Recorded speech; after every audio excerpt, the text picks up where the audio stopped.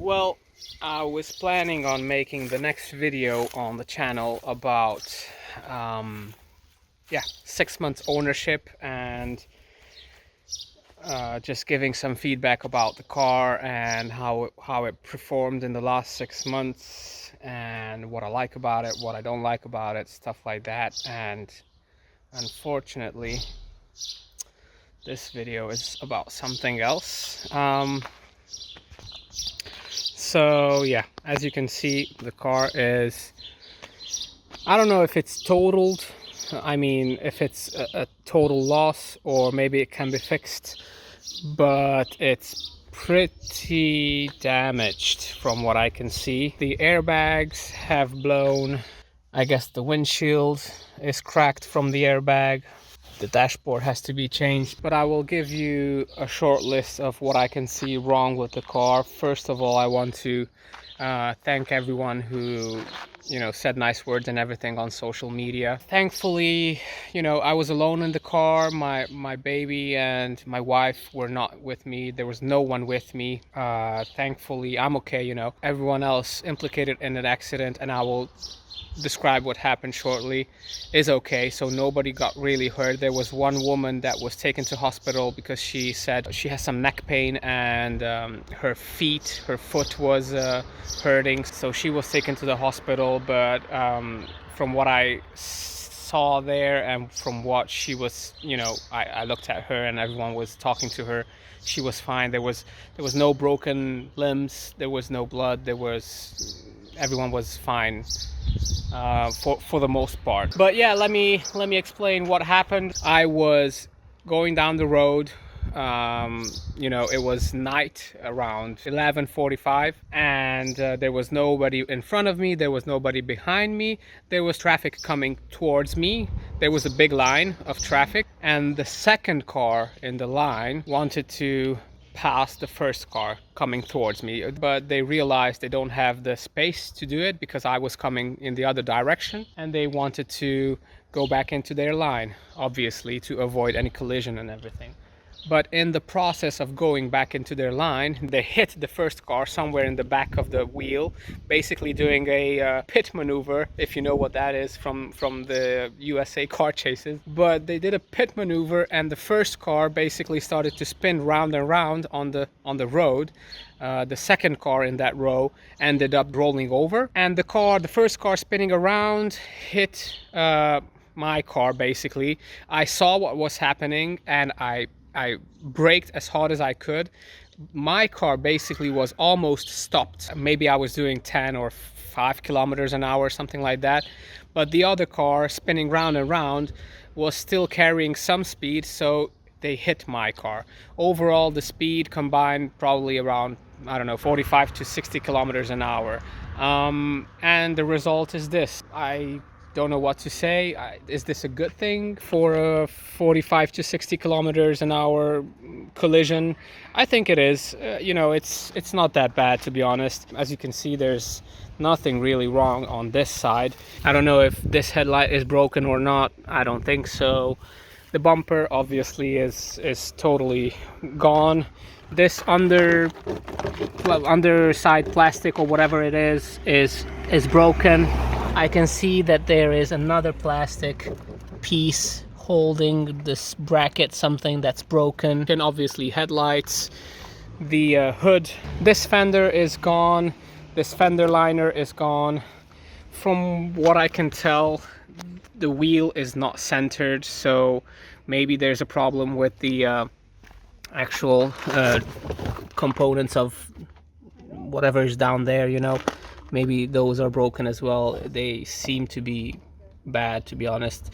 There's some metal on metal action there, so that cannot be good. Obviously the rim, this rim is gone. This tire is gone. This has popped out. I don't know if it can be fixed or kept. This fender is also kinked here. Let's go a little bit inside. Now this airbag has popped, and it's interesting that it's popped because and this is this is coming out for some reason. But it's interesting that this airbag has popped, because there was nobody sitting in the car with me. I was completely alone in the car, and this seat belt was not put in or anything like that. This tensioner, the seatbelt tensioner, is also popped. So this is absolutely fixed here, so you cannot move it.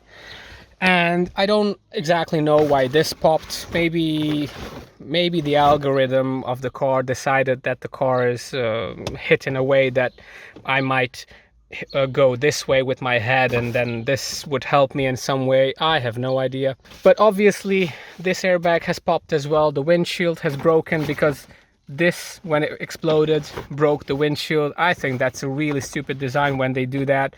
I saw a lot of Teslas doing that, and obviously other car manufacturers also do this thing. So we need a new windshield as well. Something interesting back here is obviously this seat belt was used, because I always carry the baby seat with me. That's why I have this mirror here. So okay, I understand why this seat belt has tensioned, and it's basically useless at this point. But what I don't understand is why this one has tensioned.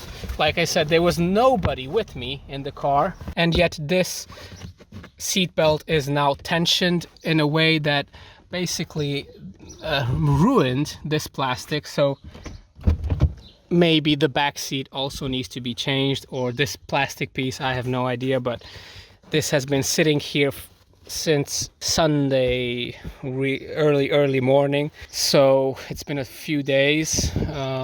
So maybe this back seat needs to be changed as well. I have no idea, but this doesn't look good. And like I said, I have no idea why this and the passenger side seat belt have tensioned, because there was no weight, there was absolutely nothing on this seat and in the front seat. So I have no idea why the car decided to pop these seat belts. So this is the inside coming out, and showing you guys this side of the car. This side is basically full of scratches from front to back, all over the place. I don't know if you can see it on the camera. It's full of scratches from the glass that was, there you go, there's some glass that was flying all over the place from the other car. Yeah, there you go, some glass here. So I hit with the front of my car, I hit the back of the other car, and so the back window of the other car has exploded and basically, you know, scratched the whole car on this side. The back seems to be okay. I mean, there are some scratches on this tail light, but yeah, that's not that big of a deal. Here as well, a little bit of scratch from the glass. I don't think they will change this, to be honest, just because of that little piece of glass. Coming through the back, everything seems to be fine. The panel gaps are still fine. The wheels, the back wheels are fine. The wheel on this side I think is okay. To be honest, I don't see anything wrong with it. Underneath the hood, yeah, this plastic is broken. 12-volt battery is okay, but otherwise everything seems to be fine. Now there is one piece that's yeah, can be an issue. From what I've seen, this piece, which is is really important not to be broken or bended, is okay. This piece coming off, oh, there you go.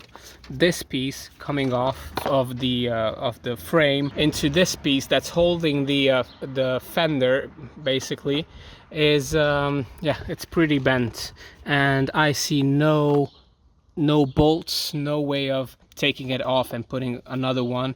And if this piece is not straight, if it's bent a little bit, then this piece is not straight maybe, and then this doesn't line up with the hood correctly. It will be like a few millimeters left or right, which is obviously not a good thing.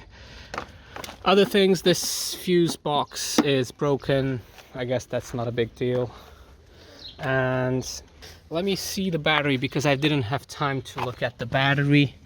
The battery, like I thought, is untouched from what I can see. Yeah, there's absolutely no scratches, no anything on the battery, so that's good. Yeah, this piece definitely has to be changed. I just saw this because right here you can see this is bent and broken, so that's definitely not something that should be like this. So maybe the radiator is okay from, oh yeah, these are the active flaps. There you go.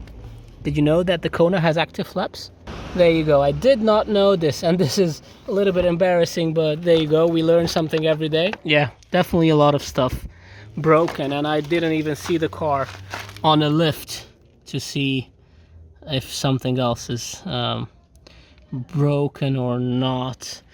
The motor looks okay, to be honest. I cannot see any scratches or anything on it, but we'll see. Actually, guys, you know what I was thinking, and I'll just put on the battery for you guys so you can see the error messages on the dashboard. So let me just show you what's happening here. There you go. Oh, the car's already on. Everything's working, obviously. The hood is not closed, my door is not completely closed, so there's an error message. There you go. And then there's another error message. Let me just scroll through the menu here. There you go. Low tire pressure. There's not really much of a tire left. And then there's another message saying park button error. Engage parking brake when parking vehicle. I try to do everything, and this is not going away. If I press the brake pedal and put it into P, it's not going into P, not going into D, N, or R. Nothing is happening with the gearbox or the reduction gears, whatever you want to call it. Yeah, somebody was saying that's normal because you have to push the car off the road, blah blah blah. To be honest, I don't think that's the case, because what if you're on a hill and you have an accident? Then the car will just roll off. That's what I was thinking. And also, if it was normal, then this error would not be here. So clearly there's a problem with the gearbox. It's not selecting P or any other any other gear. Maybe it's because the airbags are blown. Maybe the car knows this, and then that's why it's not selecting D. But park should still be selectable, otherwise there would not be an error on the dashboard. So this is what it looks like. Actually, I was like I said in the beginning of the video, I was going to do a 6-month and 15,000 kilometer update. This is the kilometers that I have right now, 14,472. I was scheduled in a few weeks to go into the maintenance, the regular checkup, and then I was going to do this video. But like I said, here we are. I'm doing another video, not the one that I was planning. I want to mention the fact that the car actually, I was on the brakes fully, like 100%, when I saw that this is going to happen. But the car actually also popped up a message like collision warning, whatever. And so I don't know if the car applied some even harder braking or not. I cannot tell. Everything was over in a split second or something. So I cannot tell that, but I want to say that the car did see that there was an accident in front of me, and it warned me on the dashboard.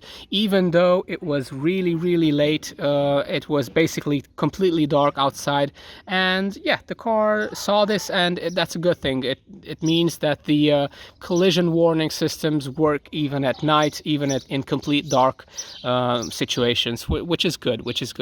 I only have these bruises. I don't know if you can see it. I only have these bruises on my arm. These are from the seat belt, and there's a slight pain in my chest and around this area, most probably due to the seat belt popping and basically pulling me into the seat as hard as it could. This is what happens. It's a bad thing. I'm not happy about it, obviously. Waiting times for this car now is about I don't even know, 7, 8 to 12 months. So that's bad thing, because we don't have another car, and this was our only car, basically. And now we don't have a car for the whole summer, which is, it is what it is. I'm thankful that I'm okay, you know. I'm thankful that nobody was hurt. I'm really thankful that, like I said, my baby and my wife was not with me. And this will be fixed, or maybe it's a total loss, financial loss, I have no idea. The guy that's coming to look at the car from the insurance company is coming, I think, tomorrow, if I'm not mistaken. So we'll see what he says. But yeah, this is the story. This is the car. You saw the car and what state it is, and it was a pretty violent crash, but I think overall the car did really good. I'm just sad that this happened. I never had any accidents. I've been driving for, what is it now, 13, 14, 15 years, something like that. I've never ever had an accident on the road. I consider myself a good driver, you know, a really attentive driver. I'm always paying attention to everything that's happening on the road, not just, you know, my car and my path and everything. So I'm always paying attention to every other participant on the road. But it is what it is. I just wanted to share the story and let you guys know that the car is in this state, and I'm not going to do any videos with it. I might do videos with other cars, but with this car, for now, it looks like for a few months at least, this is not going to be our daily driver. Actually, we don't have any car at the moment to drive daily, but that's okay. We will manage somehow. Oh yeah, just one more thing. I just saw this. I just saw this right now when I was sitting in the car. Now, this is very important. Hopefully, none of you guys will ever get into an accident. But if you do, you have to remember to take this out, or tell the fireman to cut this wire. It says it here. If you're a fireman, you have to cut this wire somewhere, or you can just take it out and then put it back, but you have to cut this wire. This is located and it's for the high voltage battery. So basically, when you take this out or you cut this wire, there's no more electricity flowing from the battery to the car. Okay, there's no more electricity flowing from the battery to the car. Let me just take this off because we don't need it anymore. And this is in the Kona. It's located right here. You can see it here. You can take this out. You don't have to cut it. If there's no risk, then you don't have to. If you feel like there's no quick risk or immediate risk, you don't have to cut it. But that's where it is in the Kona. Every car has it in a different position, different place. If you are an EV driver, then make sure to locate this, because honestly, you never know when you're going to need it, and we should really know the position of this in case of an emergency. Maybe it's not even your car. Maybe you see an accident on the road with a car like yours, you know, and you know, it's a good thing to take out so that there's no further danger, let's say like that. So this was the video for today. It's not a positive one. It's not something I ever wished to do, but it is what it is, and I will keep you guys updated. If I can, I'll make some other videos about other cars or something like that. But for the time being, this is it, and thanks for watching. Thanks for your support, and I don't know, if you want to donate, I don't know, something, I'll put a Patreon or some links in the description. But thank you for watching, and thanks for supporting, and subscribe if you haven't already, and just thanks for being here with me. Until the next time, take care.